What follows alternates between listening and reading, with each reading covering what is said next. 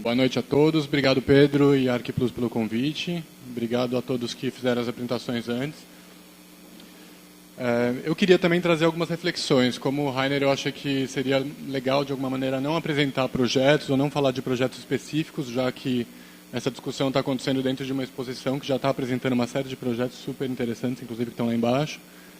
E eu queria criar um pouco uma provocação que, de alguma maneira, e eu coloquei isso como título porque isso é um tema bastante óbvio dos estranhos, dos complementares, quando a gente fala de como se projeta a cidade, quem faz cidade, etc. Mas, apesar disso, um tema muito pouco debatido no Brasil, muito pouco incluído dentro da academia, de como a gente discute como fazer cidade, etc.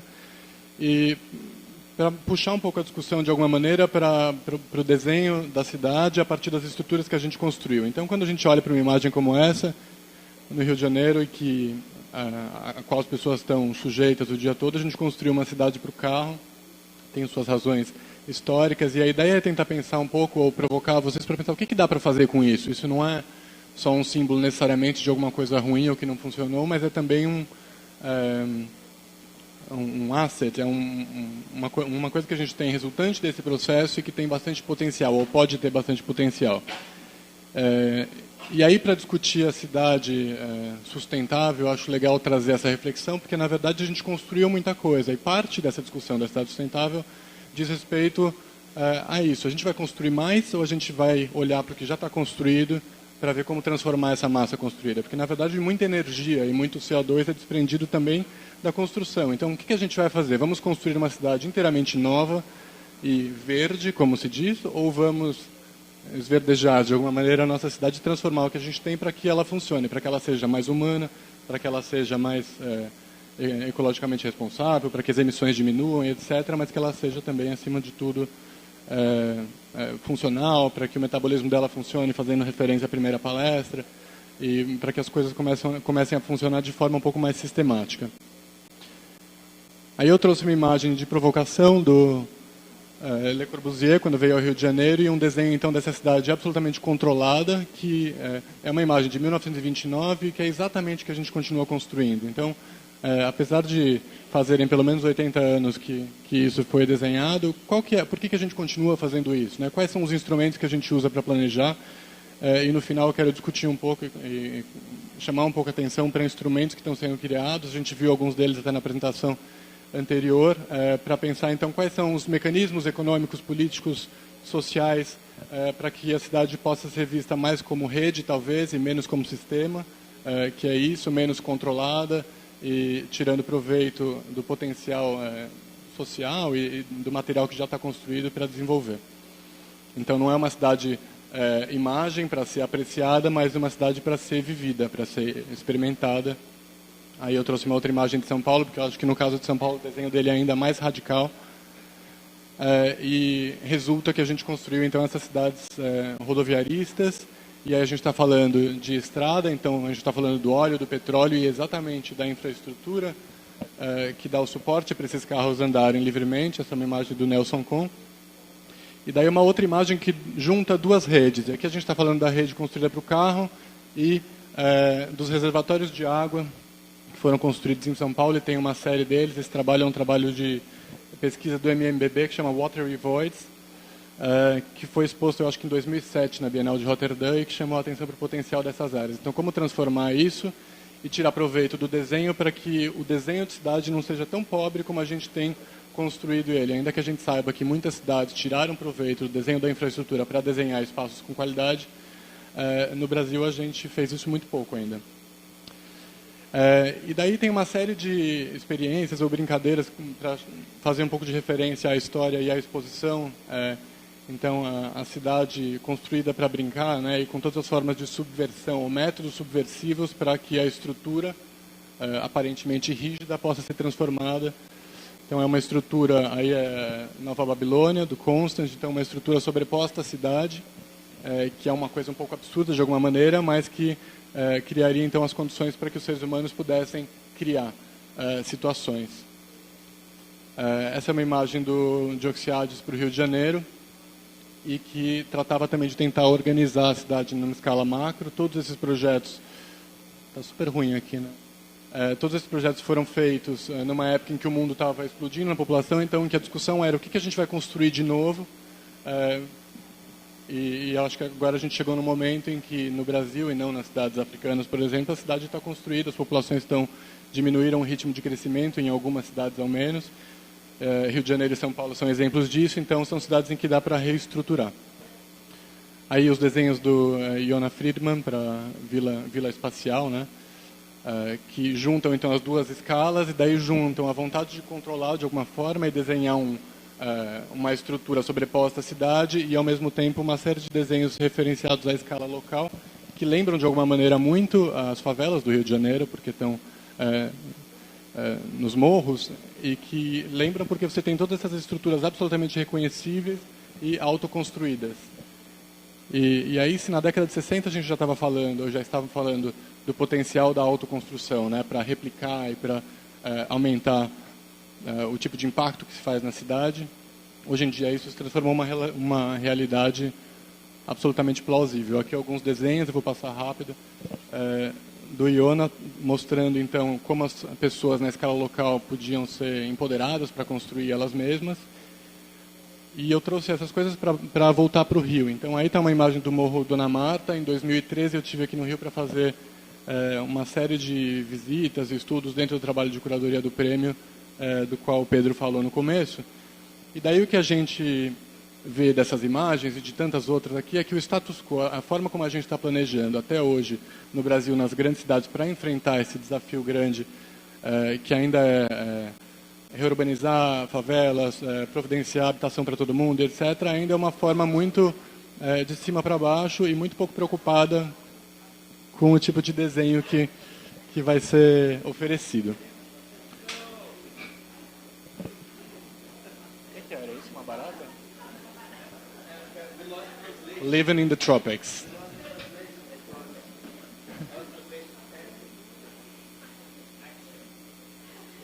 Tudo bem?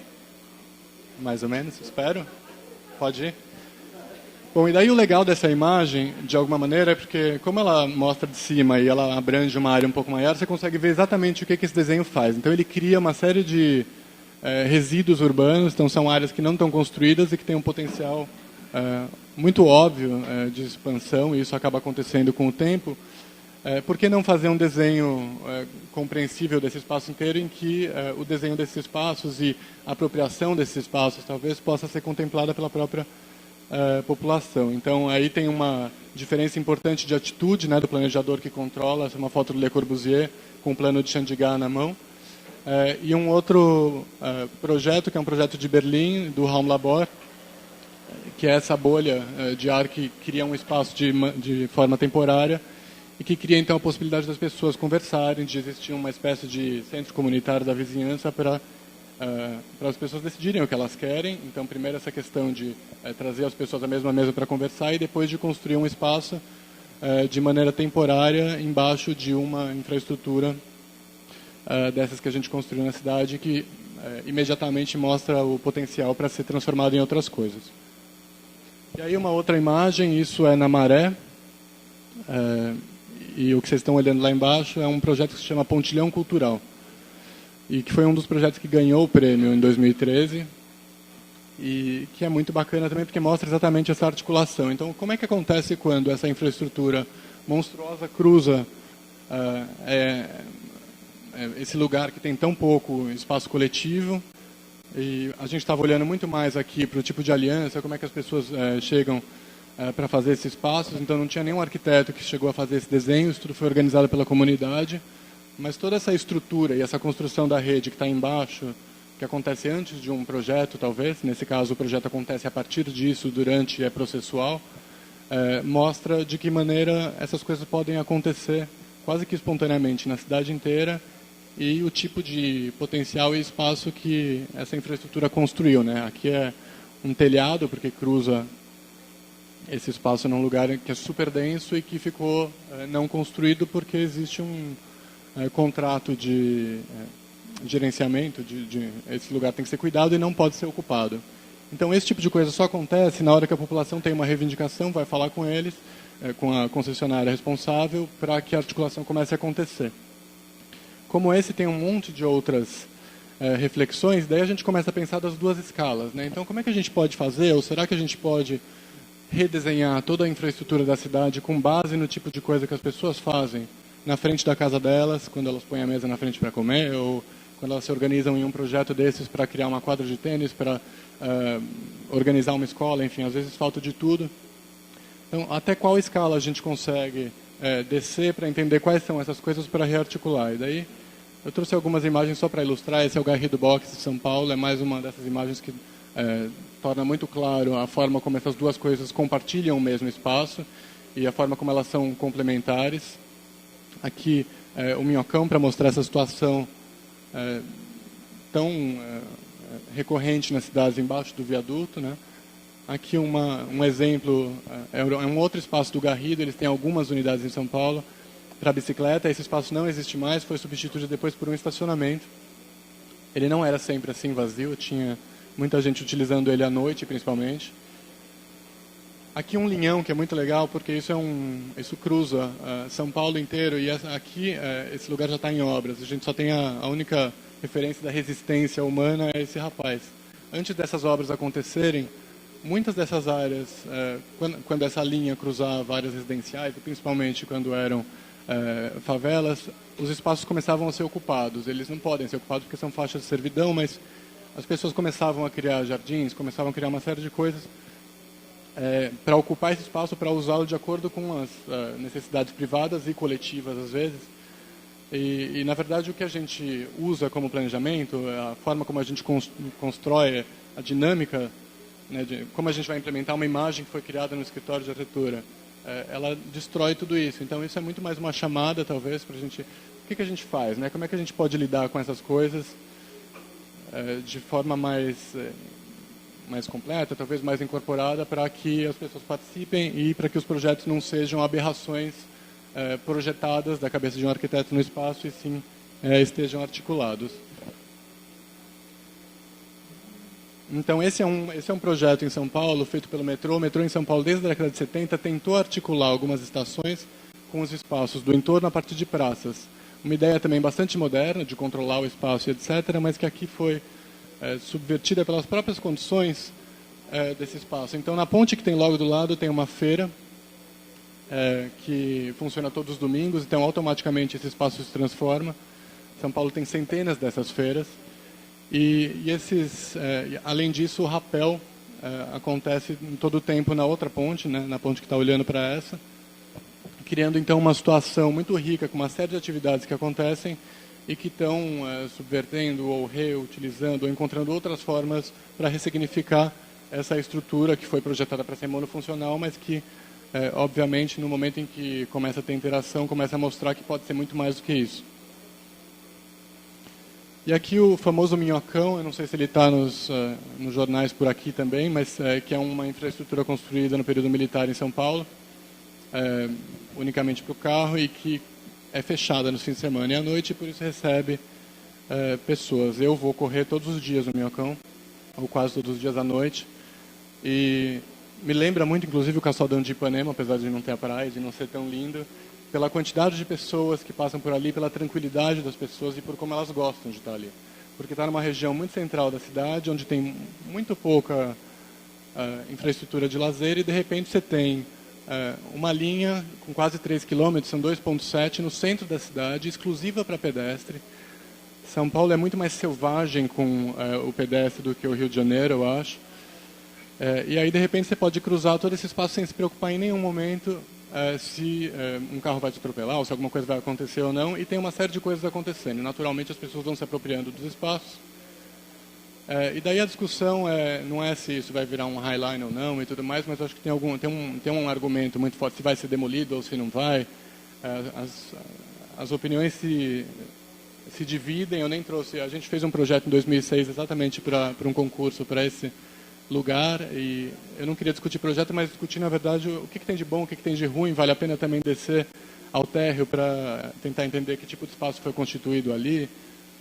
Mas o fato é que as pessoas, de fato, parecem querer participar desse processo de transformação, né? E é bom a gente lembrar que Highline também começou a partir disso. Então, não é um projeto que partiu de um escritório de arquitetura ou cidade chamou alguém para transformar, mas foi uma demanda local que aconteceu.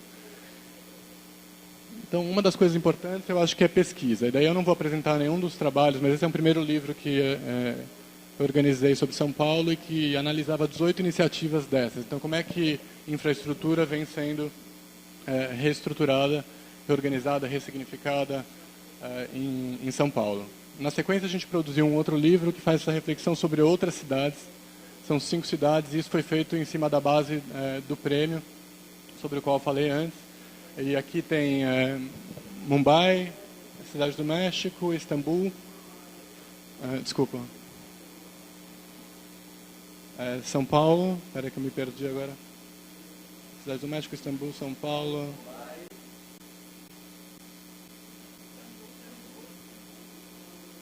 Ah, e Cidade do Cabo, claro. Está aqui. E daí, na verdade, o que a gente fez de pesquisa procurando por esses projetos, no total a gente compilou mais do que 1.000 iniciativas em todas as cidades, incluindo o Rio de Janeiro. E o que a gente descobre na hora que mapeia tudo isso é que tem uma rede super viva dentro das cidades e que tem esse potencial absurdo de reconfigurar esses espaços, desde que eles estejam disponíveis, desde que existam recursos para isso, né? Então, primeiro, olhar para isso com um cuidado maior é uma coisa super importante. Aí eu trouxe uma outra imagem para a gente sair um pouco agora do contexto daqui. Eu quis trazer algumas imagens de São Paulo, do Rio de Janeiro, para a gente fugir um pouco dessa imagem da cidade projetada, desenhada, e voltar para a real, talvez. A cidade não precisa ser tão desenhada para que ela funcione e para chamar atenção para os processos, para os modos de operar, que são super importantes, porque senão o projeto pode ser lindo e ele não vai funcionar. E aí, isso aqui é uma organização de moradores em Copenhague, que na década de 70, junto com a cidade, modificaram uma série de ruas que ficam aqui em uma área do que era antes uma habitação operária, e começaram a transformar essa rua para que ela pudesse funcionar também como praça, colocando alguns objetos para fora e tudo mais. E, na verdade, uma coisa importante, esses jardins que tem na frente das casas eram jardins onde eles plantavam batata. Então, é a transformação ao longo do tempo, a cidade vai se transformando, e como é que o espaço pode ser redesenhado para abrigar as atividades demandadas, etc. Então, mostra a resiliência desse espaço para receber tudo isso. E aí eu trouxe algumas imagens, poucas, para pensar um pouco as formas de se fazer isso. Essa era uma ideia, isso foi um projeto para uma competição de 2009 que a gente desenvolveu procurando potencial. Então, quais são a gente pegou uma rua de São Paulo, que era a rua do concurso, e a gente foi mapear quais eram todos os espaços vazios, ou inutilizados, ou pouco utilizados, ainda que fossem privados e estivessem atrás do muro, e que podiam ser abertos e, de alguma forma, dar outro tipo de qualidade para a rua. Porque isso tudo já está construído. Então, essa rua já tem jardins, já tem piscinas, já tem de tudo, só que isso tudo é guardado para uma coletividade restrita, né? Então é para algumas pessoas. E criando modelos de negociação. É claro que ninguém vai dizer, ok, tira o meu muro e entra, mas o que eu posso te dar em troca para que isso aconteça? E quando a gente fez esse trabalho, estava num momento de boom imobiliário no Brasil em que os preços de aluguel subiram muito. Então, pessoas começaram a dividir muito mais apartamento em São Paulo e começaram a reclamar muito mais dos valores altos de condomínio. Então, a discussão era um pouco também nesse sentido, para discutir as possibilidades para todo mundo. Então, todo mundo ganha, como é que eu faço para você pagar menos? O que a cidade pode ganhar disso? As pessoas vão utilizar esse espaço de que maneira? Enfim, para a cidade ser mais permeável. E aí, para falar de uma outra infraestrutura, isso aqui é um linhão, na ramal Peri, em São Paulo. Esses são todos as faixas de servidão da Eletropaulo dentro de São Paulo. Então, a hora que a gente começa a olhar as redes com o zoom out, a gente entende que todas essas coisas que estão acontecendo na escala local já estão e podem ser replicadas para a escala da cidade inteira. Então, é importante ter infraestrutura como parâmetro para isso, porque a gente está olhando para esse espaço infraestrutural. E daí aqui a gente criou uma série de... a Eletropaulo queria um projeto piloto em uma dessas áreas para que para que eles não tivessem mais que tomar conta desse espaço. Em especial, nesse lugar, eles tinham um problema, a população invadia demais a área para fazer os próprios jardins, mas também para fazer outras coisas. Tinham áreas que tinham depósito de corpo e tudo mais, e eles estavam com problema com a polícia. Então, para enfrentar o problema, ao invés de fechar, porque era uma coisa que não resolvia mais, eles queriam uma resposta, talvez, do urbanismo. Então, o que dá para fazer? Então, a ideia foi criar um vocabulário a partir do que a gente já conhecia dessas iniciativas, entendendo o que funcionava, com referência a designs de outros lugares, para ter a referência do desenho, e tentar construir ou montar uma plataforma e um projeto que fosse mais permeável e que permitisse que fosse autogerido com o tempo. Ou seja, tudo ia ser feito com base em oficina, capacitação para construção, para que eles pudessem, ao longo do tempo, manejar e construir isso. Essa imagem é uma imagem que de um projeto que 2 alunos fizeram, um estúdio que chamava Estúdio Tático, em 2009, em São Paulo. Acho que eu vou parar por aqui para não me alongar muito. A ideia mais simples, de alguma forma super naif, né, de como brincar com essa infraestrutura. Então, isso aqui é um tubo de ventilação do metrô, e o ar sai daí a cada minuto. E eles montaram com fita de cassete uma espécie de túnel, e isso se transformou num playground divertidíssimo. Tem documentação disso em vídeo, é super bacana. A partir de uma brincadeira e de uma alteração muito simples para brincar com isso que está espalhado na cidade inteira. Eu acho que eu paro por aqui. Obrigado.